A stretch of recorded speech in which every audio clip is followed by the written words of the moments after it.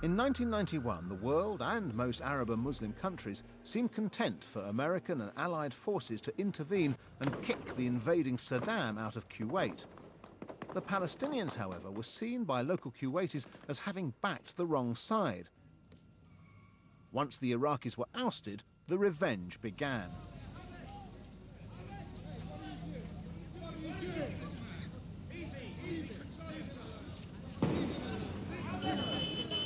They were rounded up, there was execution halls, they were beaten to death by mobs, they were burned alive, and it was a ferocious response. Yasser Arafat at the time said that what the Kuwaitis have done to the Palestinians is worse than what the Israelis have ever done in the occupied territories. But again, very few people know this. It doesn't influence attitudes in the West. No one takes to the streets, because the bottom line is that the only people that can worry the West when it comes to Palestinian suffering is Israel.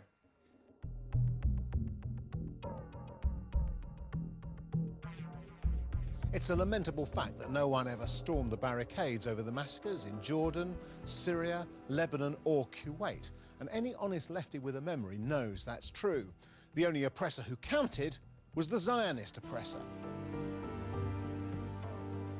The complaint really isn't that the left supports Palestinians. It should. It should also support progressive Israelis. And it should support those Palestinians who are looking for a two-state solution. By the late 80s, the tactic of terror was replaced by a mass movement of ordinary Palestinians on the West Bank and Gaza, who rose in largely unarmed revolt against Israeli occupation. The Intifada seemed a desperately unequal battle. No question that most people's mind in Israel, from the center through to the left, and even people now on the center-right, that the Palestinians suffered an injustice and that it's necessary to solve that problem through the creation of a genuinely viable, independent Palestinian state. The first Intifada, with its images of heavily armed Israeli soldiers breaking the arms of stone-throwing Palestinian kids, helped to transform the political situation in Israel.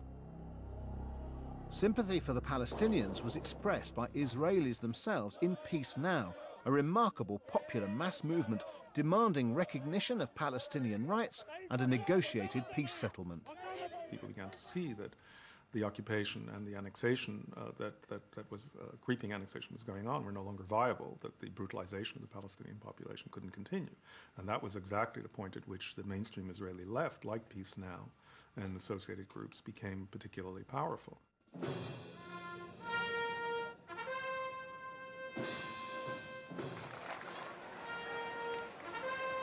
The politics of Peace Now found an echo amongst Palestinian moderates.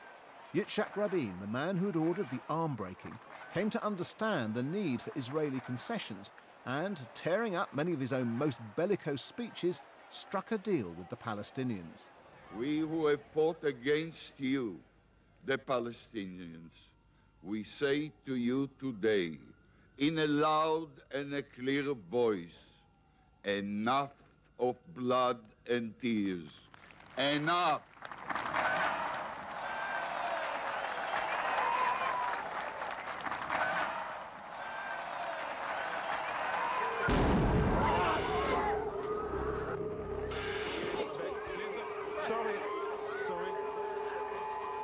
Such a peace was anathema to the rejectionists on both sides, who wanted nothing more than annihilation for the other side.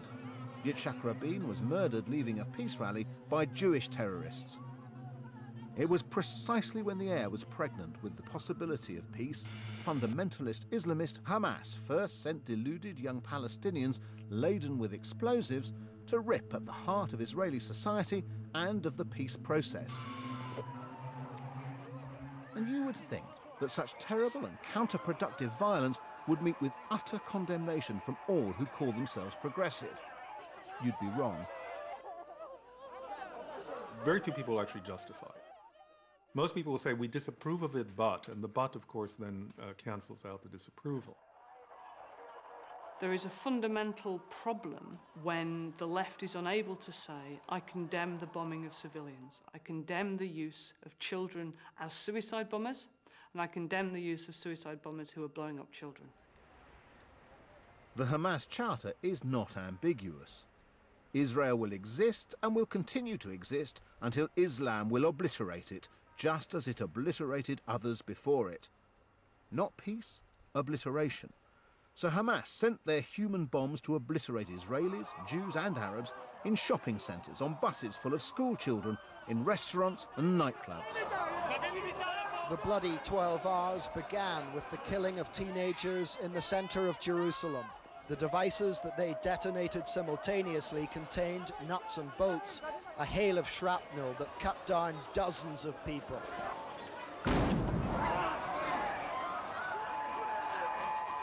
Such actions could never be justified, but they could be understood. Not as the deliberate strategy of far-right religious groups opposed to peace, but as the almost natural response of the weak when dealing with the strong.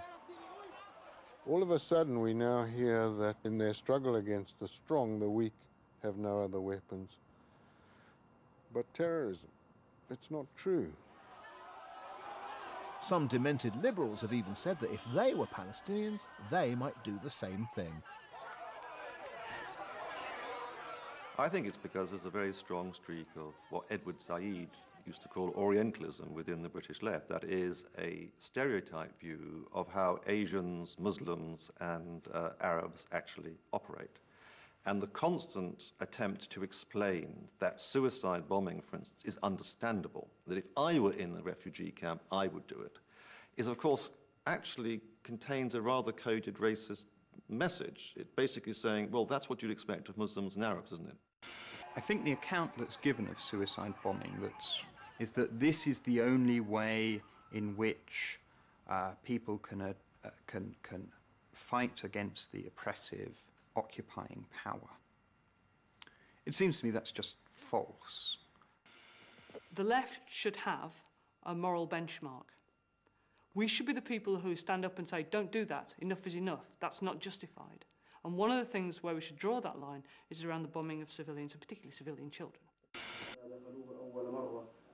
A terrifying conjuncture has been created between a long-term Arab sense of victimhood and grievance, some of it justified, and a religious super-zealotry.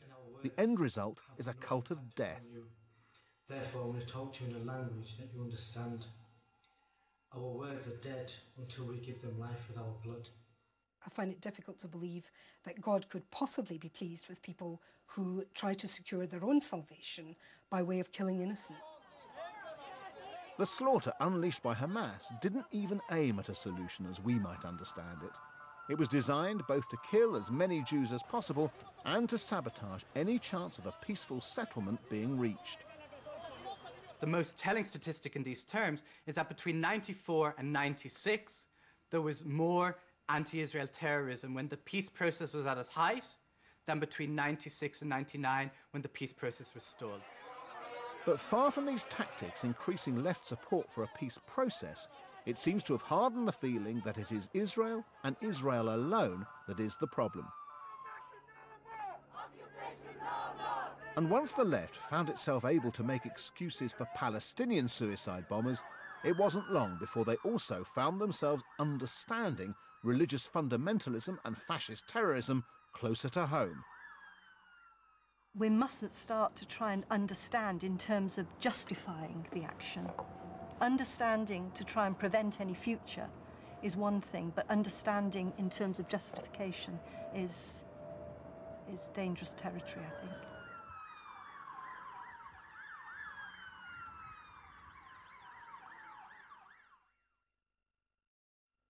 Budia loves to run. He says he can't help himself. He's just 4 years old. Budia runs in 90-degree heat and without drinking a drop of water. Budia runs about 20 miles every day. Budia loves to run. Someone once told him to start, but shouldn't someone now make him stop? Extraordinary People, the 4-year-old who ran 40 miles. 9 o'clock Monday on 5.